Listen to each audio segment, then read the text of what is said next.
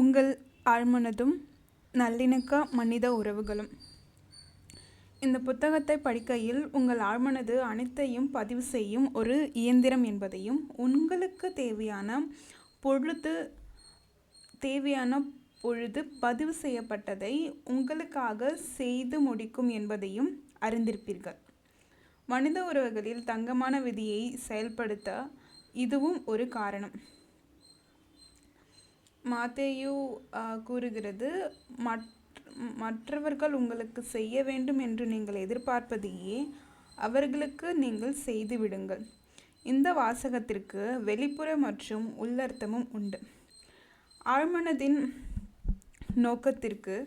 நோக்கத்திலிருந்து பார்த்தால் அதன் உள் அர்த்தம் உங்களுக்கு சுவாரஸ்யமாக இருக்கும்.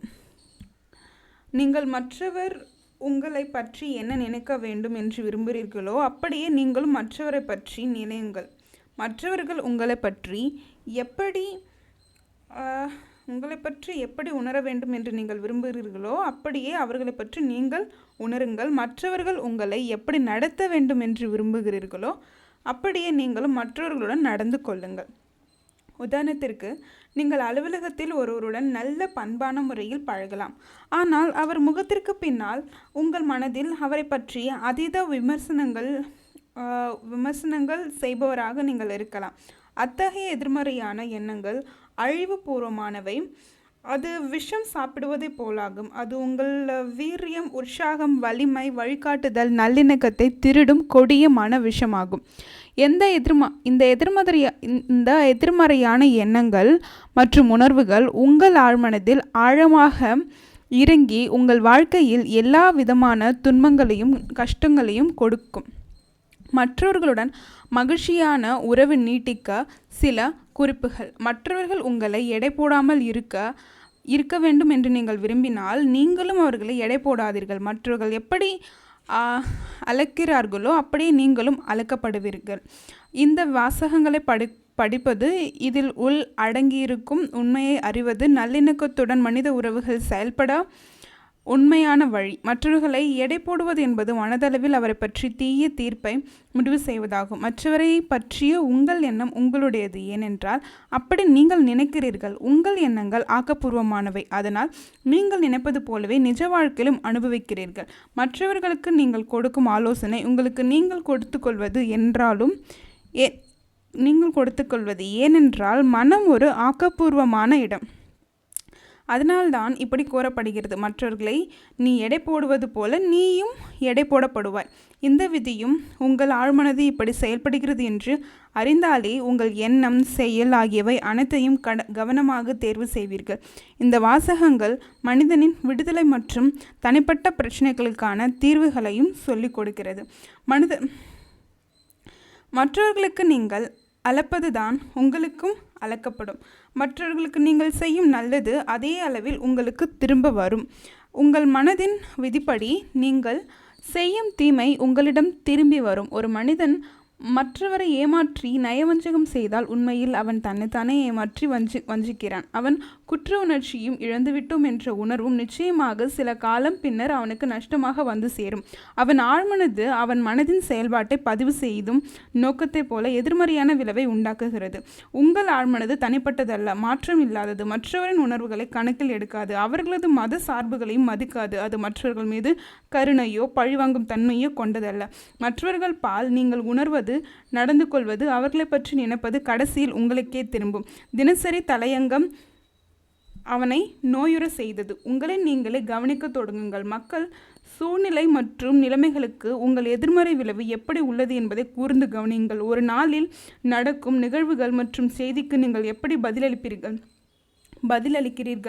மற்றவர்கள் அனைவரும் தவறு, நீங்கள் மட்டும் சரியாக இருந்தாலும் அதனாலும் எந்த பெரிய வேற்றுமையும் இல்லை. செய்தி உங்களை பாதித்தால் அது உங்கள் தீமை, ஏனென்றால் எதிர்மறையான உணர்வுகள் உங்கள் அமைதி மற்றும் நல்லிணக்கத்தை திருடிவிட்டது. ஒரு பெண்மணி தன் கணவரை பற்றி எனக்கு எழுதியிருந்தால் அவர் செய்தித்தாளின் கட்டுரையாளர். ஒருவரது கட்டுரையை படித்து கோபம் அடைகிறார். இந்த நிலையான கோபம் மற்றும் கட்டுப்படுத்தப்பட்ட எரிச்சல் புண்ணை உண்டாக்கியது. அவரது மருத்துவர் அவர் உணர்வுகளை மாற்றி அமைத்து கொள்ள வேண்டும் என்று பரிசீலனை செய்தார். இந்த மனிதன் என்னை வந்து பார்க்குமாறு அழைத்தேன். கட்டுரைகளில் கூறப்பட்ட கருத்துக்களை ஏற்றுக்கொள்ள முடியாமல் கோபப்படுவது என்பது உணர்வுகளை கட்டுப்படுத்தி கொள்ள தெரியாத முதிர்ச்சியற்ற நிலைமை என்பதை விளங்கினேன். அரசியல் கண்ணோட்டத்திலும் மதத்தின் பார்வையிலும் வேறு எந்த விதத்திலும் அவரோடு ஒப்புக்கொள்ள மறுத்தாலும் செய்தித்தாளில் எழுதுபவருக்கும் தன் சிந்தனைகளை வெளிப்படுத்தும் சுதந்திரம் இருக்கிறது என்று உணரத் தொடங்கினான். அதே போன்று அந்த செய்தித்தாள் வெளியிடும் விஷயங்களை ஒப்புக்கொள்ளாமல் தன் மாற்று கருத்தை கடிதங்கள் மூலம் பதிவு செய்யும் சுதந்திரத்தையும் வாசகர்களுக்கு கொடுக்க வேண்டும். ஏற்றுக்கொள்ளப்படாதவராய் ஆகாமலேயே ஒரு விஷயத்தை நிராகரிக்கலாம் என்று அவர் உணர்ந்தார். எப்பொழுதுமே ஒருவர் செய்வதோ சொல்வதோ அதீத பாதிப்பை ஏற்படுத்துவதில்லை.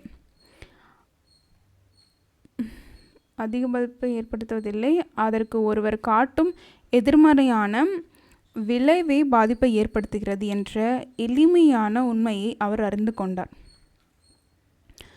சிறிது பயிற்சி செய்தால் அவர் தனது காலை தாண்டவத்தை கையாள்வது எப்படி என்று அறிந்து கொள்ளலாம் என்று இந்த விளக்கமே அந்த மனிதனை குணப்படுத்தியது. பின்னர் அவர் மனைவியனிடம் அந்த கட்டுரையாளர் எழுதுவதை படித்து அவர் தன் மீதே சிரித்து கொள்வதாக கூறினார். அந்த கட்டுரைகளுக்கு அவரை எரிச்சல் படுத்தி பாதித்து கோபப்பட செய்யும் சக்தி இனி இல்லை. அவரது அமைதியான நன்னடத்தையினால் புண்களும் மறைந்தன. நான் பெண்களை வெறுக்கிறேன், ஆனால் எனக்கு ஆண்களை பிடிக்கும்.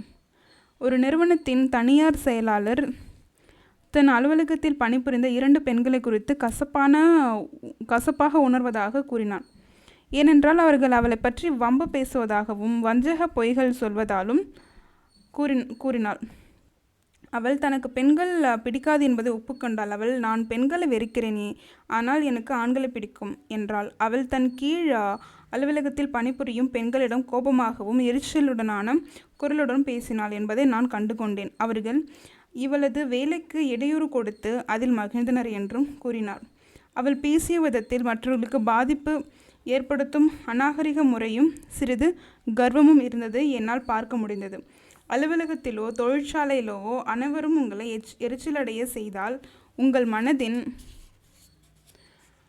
பிரதிபலிப்போ ஆழ்மனதின் அதிர்வோ அந்த பிரச்சனைகளுக்கு காரணமாக இருக்கக்கூடும், இல்லையா? நீங்கள் ஒரு நாயை வெறுத்தீர்களேயானால் அதை கண்டு பயந்து போனால் அது வெறியுடன் உங்களை துரத்தும். மிருகங்கள் ஆழ்மனதின் அதிர்வுகளை உணர்ந்து அதற்கேற்ப நடந்து கொள்ளும். பல கட்டுப்பாடில்லாத மனிதர்களும் இப்படிப்பட்ட நாய்கள், பூனைகள் மற்றும் மிருகங்களைப் போலத்தான். ஒரு பிரார்த்தனை செயல்முறையை பெண்களை வெறுத்த இந்த செயலாளருக்கு நான் பரிந்துரை செய்தேன்.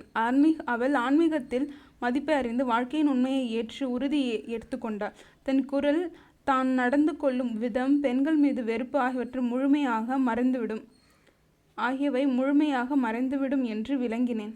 வெறுப்பு என்னும் உணர்வு ஒருவரது பேச்சில், நடத்தையில், எழுத்தில், வாழ்க்கையின் அனைத்து பகுதிகளிலும் வெளிப்படும் என்று அறிந்து ஆச்சரியப்பட்டாள். முன்னர் இருந்தது போல் நிராகரிப்பு, கோபம் ஆகிய 3ஐயும் தன் எதிர்மறை விளைவை காட்டுவதை நிறுத்தி கொண்டாள். ஒரு வகையான பிரார்த்தனை அமைப்பை அலுவலகத்தில் உணர்ச்சிபூர்வமாக முறையாக பயிலத் தொடங்கினாள்.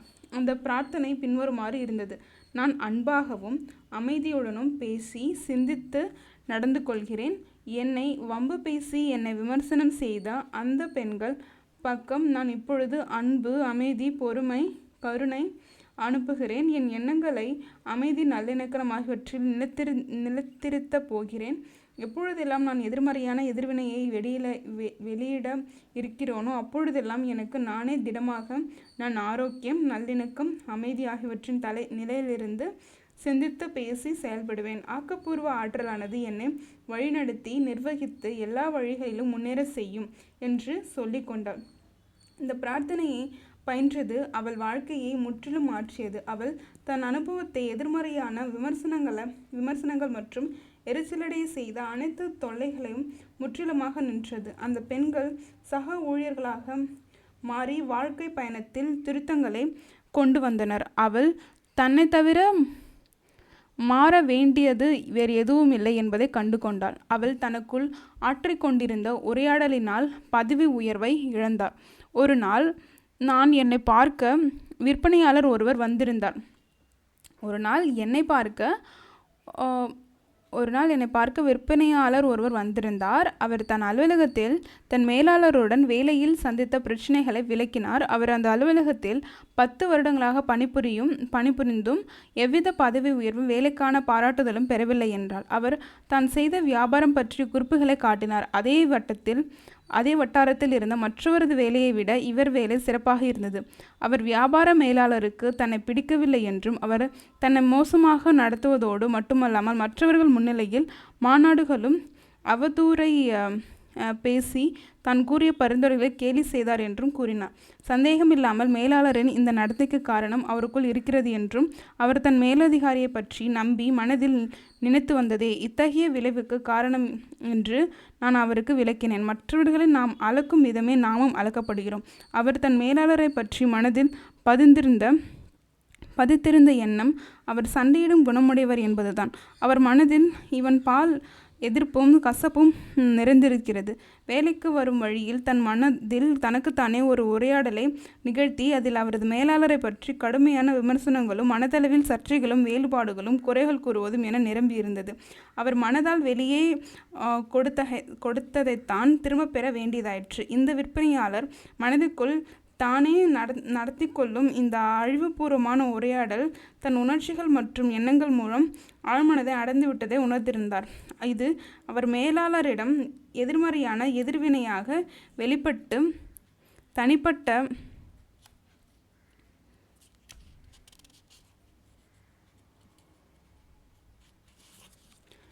தனிப்பட்ட உடல் ரீதியான மற்றும் உணர்ச்சி ரீதியான சிதைவுகளை ஏற்படுத்தியது. அடிக்கடி அவர் பின்வருமாறு பிரார்த்தனை செய்ய தொடங்கினார். இந்த பிரபஞ்சத்திலேயே சிந்திப்பவன் நான் மட்டும்தான். என் மேலாளரை பற்றி என் எண்ணங்களுக்கான பொறுப்பு என்னிடம்தான் உள்ளது. நான் என் மேலாளரை பற்றி அப்படி சிந்திப்பதற்கு அவர் பொறுப்பல்ல. என்னை கோபப்படுத்தவோ எரிச்சல் மூட்டவோ தொந்தரவு செய்யவோ வேறு எவருக்கும் சக்தி கொடுக்க நான் மறுக்கிறேன். நான் உண்மையாக அவர் நலனுக்கு வாழ்த்துகிறேன். அவர் கடவுளால் அனைத்து வழியிலும் வழிநடத்தப்படுகிறார் என்று எனக்கு தெரியும். அவர் இந்த பிரார்த்தனையை மெல்ல உணர்ச்சிபூர்வமாக உரத்த குரலில் கூறினார். மனம் என்னும் தோட்டத்தில் விதைக்கப்பட்ட விதைதான் தன் இன செடிகளாய் மலரும் என்று அவருக்கு தெரியும். தூங்கும் முன் மனதில் காட்சியாய் பார்ப்பது எப்படி என்றும் அவருக்கு இவ்வாறு கற்றுக் கொடுத்தேன். அவர் தன் விற்பனை மேலாளர் தன்னை தன் வேலை, உற்சாகம், வாடிக்கையாளர் சேவை ஆகியவற்றுக்காக பாராட்டுவது போல் கற்பனை செய்தார்.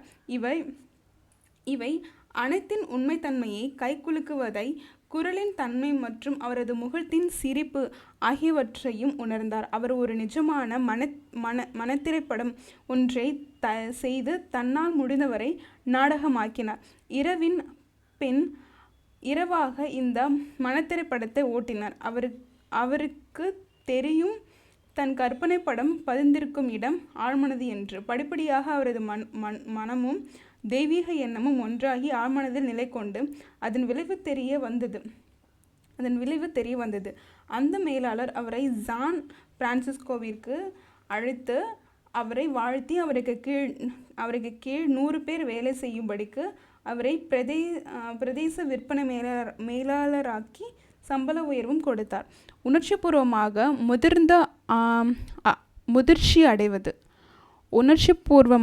முதிர்ச்சி அடைவது நாம் அதற்கு அமைதி கொடுக்கவில்லை என்றால் மற்றவரது சொல்லோ செயலோ நமக்கு எரிச்சலோ கோபமோ உண்டாக்காது.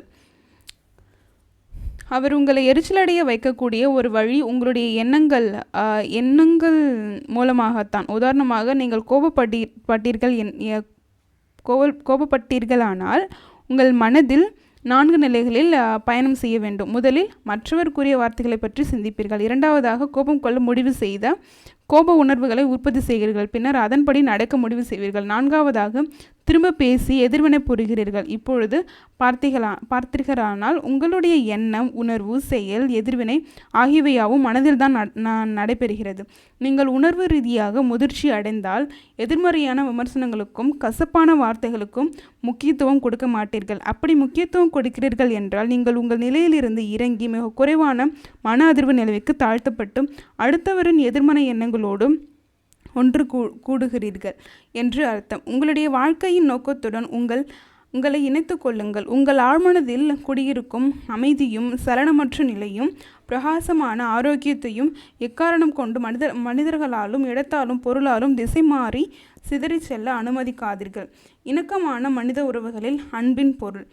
உளநிலை பகுப்பாய்வு சைக்கோ அனலிசிஸ் என்ற பிரிவை முதலில் ஆரம்பித்த ஆஸ்திரேலிய நாட்டை சேர்ந்த ஜிக்மண்ட் பிரைட் என்பவர், அன்பு இல்லாத ஆளுமை திறன் வீணாகி நோயுற்று இறைக்கிறது என்றார். அன்பு என்பது ஒருவர் மற்றொருவரை புரிந்து கொள்வது, நன்மதிப்பு தருவது, மற்றொருக்குள் இருக்கும் தெய்வீகத்தை மதிப்பது என்பவை ஆகும்.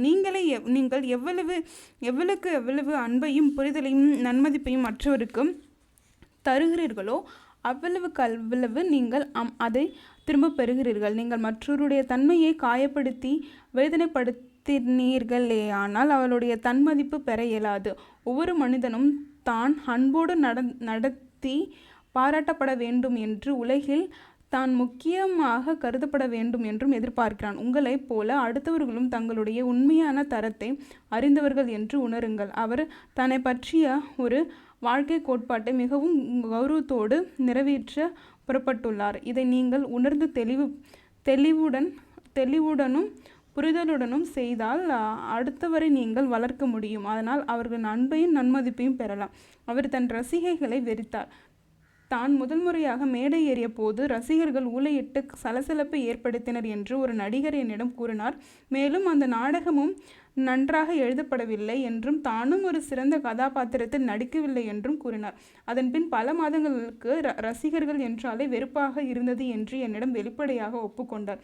அவர் ரசிகர்களை பொய்யானவர்கள், பித்தலாட்டக்காரர்கள், முட்டாள்கள், படிப்பறிவில்லாதவர்கள், எளிதில் ஏமாற்றப்படக்கூடியவர்கள் என்று அழைத்தார். அதனால் அவர் மேடை நடிப்பிற்கு முற்றுப்புள்ளி வைத்து ஒரு மருந்து கடையில் ஒரு வருடம் வேலை செய்தார். ஒரு நாள் அவருடைய நண்பர் ஒருவர் அவரை நியூயார்க் நகரத்தின் டவுன் ஹாலில் நம்முடன் நாம் ஒத்துப்போவது எப்படி என்ற தலைப்பில் உள்ள விரிவுரைக்கு அழைத்தார். அந்த பிரசங்கம் அவர் வாழ்க்கையை மாற்றி அமைத்தது. மீண்டும் நாடக மேடைக்கு சென்று தனக்காகவும் ரசிகர்களுக்காகவும் தீவிரமாக பிரார்த்தனை செய்தார். அவர் தன்னுடைய அன்பையும் நன்மதிப்பையும் ஒவ்வொரு இரவும் மேடையில் வரும்பொழுது ஊற்றாக பெருக்கினார். அவர் இறைவனின் அமைதியும் சமாதானமும் அங்கு இருக்கும் ஒவ்வொருவருக்கும் ஒரு மனதிலும் நிறைந்திருப்பதாகவும் அதனால் அவர் ஒரு உன்னதமான நிலைக்கு உயர்த்தப்பட்டதாகவும் எண்ணுவதை ஒரு பழக்கமாக்கி கொண்டார். மேடையில் ஒவ்வொரு முறை நடக்கும் பொழுதும் ரசிகர்களுக்கு அன்பு அதிர்வுகளை அனுப்பினார். இன்று அவர் எல்லோரையும் அன்புடன் பெரிய நடிகர். அவர் சம்பாதித்திருந்த நன்மதிப்பு பெருமையும் எல்லோர் பக்கமும் செலுத்தப்பட்டு எல்லோராலும் உணரப்படுகிறது. கடினமானவர்களை கையாள்வது. இந்த உலகத்தில் சில சிக்கலான மனதளவில் பாதிக்கப்பட்ட மனிதர்கள் இருக்கிறார்கள். அவர்கள் தவறான முறையில் சிந்திக்க பயின்றவர்கள். பலர் மனமுதிர்ச்சி அடையாதவர்கள், மனநோயாளிகள், இளம் வயது குற்றவாளிகள், வாதாடும் சண்டையிடும் குணமுள்ளவர்கள், குற்றம் குறைகள் கூறும் சிடுமூஞ்சித்தனமானவர்கள். அவர்கள் மனநலன் பாதிக்கப்பட்டவர்கள். பலருக்கு குழந்தை பருவத்திலேயே நடந்த சில நிகழ்வுகளில் இப்பொழுது மனம் குழம்பி இருக்கலாம். சிலர் பிறக்கும் போதே பாதிக்கப்பட்டிருக்கலாம். காசநோயால் பாதிக்கப்பட்ட மனிதனை எப்படி கண்டனம் செய்யக்கூடாதோ அவ்வாறே மனநோயால் பாதிக்கப்பட்டவர்களையும் கண்டனம் செய்யக்கூடாது. கூன் முதுகு உடையவர் ஒருவரை எப்படி வெறுப்பது அல்லது உதாசீனப்படுத்துவது முறையாகாதோ அவ்வாறே மனதளவில் கூனானவர்களாக இருப்பவர்களையும் நிராகரிக்கக்கூடாது. அவர்களை கருணையுடனும் புரிதலுடனும் அணுக வேண்டும். எல்லோரையும் புரிந்து கொள்வது என்பது எல்லோரையும் மன்னிப்பதே ஆகும். துன்பம் துணையை வெறுக்கத்தக்க விரக்தியான தவறான எண்ணோட்டம் கொண்டவர் அளவற்ற ஆற்றலை பற்றி அறியாதவர். அவர் அமைதி, சந்தோஷம் மற்றும் மகிழ்ச்சியுடன் இருப்பவர்களை வெறுக்கிறார். பொதுவாக அவர் எப்பொழுதும் தன்மேல் கருணையுடன் நடந்து கொள்பவர்களையும் தனக்கு நன்மை செய்பவர்களையும் கண்டனம் செய்வது மட்டுமில்லாமல் அவதூறாக பேசுவார். தான் வேதனையில் இருக்கும் பொழுது பிறர் ஏன் இவ்வளவு சந்தோஷமாக இருக்க வேண்டும் என்பது அவருடைய மனப்பாங்கு. அவர்களை கீழே இழுக்க விரும்புவார். துண்டும் துணையை விரும்பும். இதை நீங்கள் புரிந்து கொள்ளும் பொழுது அமைதியாக, பாரபட்சம் இல்லாமல் எதற்கும் வருந்தாத நெஞ்சம் கொண்டவராக இருப்பீர்கள். மனித உறவுகளில் கருணையின் பயிற்சி. சமீபத்தில் ஒரு பெண் என்னை சந்தித்து அவர் தன் அலுவலகத்தில் இருந்து மற்றொரு பெண்ணை வெறுப்பதாக கூறினாள். மற்றவள் தன்னை விட அழகாகவும் மகிழ்ச்சியாகவும் செல்வ செழிப்புடனும் இருப்பதோடு மட்டுமல்லாமல் அந்த அலுவலகத்தின் தலைவரையும் மணமுடிக்க இருந்தது தான் காரணம் என்று கூறினாள். திருமணத்திற்கு பின்னர் ஒரு நாள் அவள் வெறுத்த பெண்மணியின் தன் முதல் திருமணத்தின் மூலம் பெற்ற ஊனமுற்ற பெண் அந்த அலுவலகத்தில் வந்தாள். அந்த குழந்தை அவள் அம்மாவின் கழுத்தை கட்டிக்கொண்டு, அம்மா அம்மா எனக்கு என் புதிய தந்தையை மிகவும் பிடித்திருக்கிறது. அவர் எனக்கு என்ன கொடுத்தார் என்று பார் என்றாள். அவள் தன் அம்மாவிடம் அற்புதமான விளையாட்டு பொருள் ஒன்றை காண்பித்தாள். அவள் என்னிடம் அந்த குழந்தையை பார்த்து, நான் நெகிழ்ந்து போனேன். அவள் எவ்வளவு மகிழ்ச்சியாக உணர்வாள் என்று எனக்கு தெரியும். அவள் தாய் எவ்வளவு சந்தோஷமாக இருப்பாள் என்பதை என்னால் காண முடிந்தது. திடீரென்று அவள் மீது அன்பு பிறந்ததை உணர்ந்தேன். அலுவலகத்திற்கு சென்று அவள் உலகத்தில் உள்ள எல்லா சந்தோஷங்களையும் பெற வேண்டும் என்று வாழ்த்தினேன். அதை நான் நிஜமாக விரும்பினேன். மனோதத்துவத்தில் இதை எம்பத்தி என்று கூறுவார்கள். மற்றவர்களின் நிலையில் இருந்து ஒரு விஷயத்தை பார்ப்பது மற்றும் அவர்கள் மனப்பாங்கு அறிந்து புரிந்து அவர்களுக்காக செயல்படுத்தல் என்பது பொருள். தன்னுடைய மனநிலையிலிருந்து கற்பனையாக அந்த பெண்மணியின் இதயத்தில் நுழைந்து அந்த பெண்ணிற்காக அவள் சிந்திப்பது போல சிந்திக்கிறாள். அவள் உண்மையில் அந்த பெண்மணிக்காக சிந்தித்தது. அவள் உணர்வோடு ஒன்றியதுடன் அந்த குழந்தையின் இடத்தில் தன்னை நிறுத்தி கொண்டு சிந்தித்தாள். அவள் அந்த குழந்தையின் அம்மா என்ற முக்கியமான நிலையிலிருந்து சிந்தித்து பார்த்திருக்கிறாள். ஒருவரை காயப்படுத்த வேண்டுமென்றோ அவர்களை பற்றி தவறாக நினைக்க வேண்டுமென்ற எண்ணம் எழுந்தாலோ 10 கட்டளைகளை உருவாக்கிய பொழுது மொசஸின் மனநிலை எப்படி இருந்திருக்குமோ அந்த நிலையில் உங்களை நிறுத்தி பார்த்து சிந்திக்க வேண்டும். நீங்கள் ஒருவர் மேல் பொறாமைப்படுபவராக அல்லது கோபப்படுபவராக இருந்தால் உங்கள் மனநிலையை இயேசுவின் மனதிற்குள் புகுத்தி அந்த நிலையிலிருந்து நோக்கினால் ஒருவருக்கு ஒருவர் அன்பு செய்யுங்கள் என்ற வார்த்தைகளின் முழு உண்மையை உணர்வீர்கள். மற்றவர்களை சமாதானப்படுத்த சில செயல்களை செய்வது வெற்றியாகாது. மற்றவர் அழுது அடம் பிடித்து கோபப்பட்டு பிடிவாதம் பிடித்து இருதய நோய்வாய்ப்பட்டதாய் கூறி தங்களுக்கு சாதகமாக சில விஷயங்கள் செய்து வற்புறுத்தினால் அதற்கு அனுமதியளிக்காதீர்கள். தாங்கள் விரும்புவதை செய்ய உங்களை வற்புறுத்தி அடிமைப்படுத்தும் ஆதிக்கவாதிகள் இவர்கள். அவர்களிடம் கருணையுடன் ஆனால் உறுதியுடன் நடந்து கொள்ளுங்கள். சம்மதிக்க மறுத்துவிடுங்கள். உங்களை சமாதானப்படுத்த ஒரு விஷயத்தை செய்வது ஒப்புக்கொள்வதென்பது வெற்றி அடையாது. அவர்களது சுயநலத்திற்கு ஆட்கொள்ளும் மனோபாவத்திற்கு மற்றும் தவறுகள் புரியும் பழக்கத்திற்கு உடந்தையாக இருக்காதீர்கள். சரியானது எதுவோ அதை மட்டும் செய்ய வேண்டும் என்பதை நினைவில் கொள்ளுங்கள். நீங்கள் உங்களுடைய கொள்கையை நிறைவேற்ற மற்றும் ஆன்மீக வாழ்க்கைக்கு உயர்ந்த நோக்கத்திற்கு உண்மையாக இருப்பதற்காக இங்கே இருக்கிறீர்கள். உங்கள் குறிக்கோள் இருந்து உங்கள் கவனத்தை திசை திருப்பும் சக்தியை யாருக்கும் கொடுக்காதீர்கள். உங்களுடைய குறிக்கோள் உங்களுக்குள் புதைந்திருக்கும் திறமையை உலகிற்கு வெளிப்படுத்துவது, சேவை செய்வது மற்றும் கடவுளின் ஞானம், உண்மை, தூய்மை இவற்றை உலக மக்களுக்கு வெளிப்படுத்துவதாகும். உங்கள் கொள்கைக்கு உண்மையாக இருங்கள். நீங்கள் தெளிவாக, ஆணித்தரமாக, பூரணமாக அறிந்து கொள்ள வேண்டியது என்னவென்றால் உங்களுக்கு பரிபூரண மன அமைதி, சந்தோஷம், மன நிறைவு ஆகியவை எதனால் கிடைக்கிறதோ அது இந்த பூமியில் வாழும் மக்கள் அனைவருக்கும் ஆசீர்வதிக்கப்பட வேண்டும். ஒரு பகுதி இணக்கமாக இருந்தால் முழுமையும் இணக்கமாக இருக்கும். ஏனெனில் ஒரு பகுதி என்பது முழுமையில் ஒரு அடக்கம், முதுமை என்பதும் பகுதியை சேர்ந்ததே.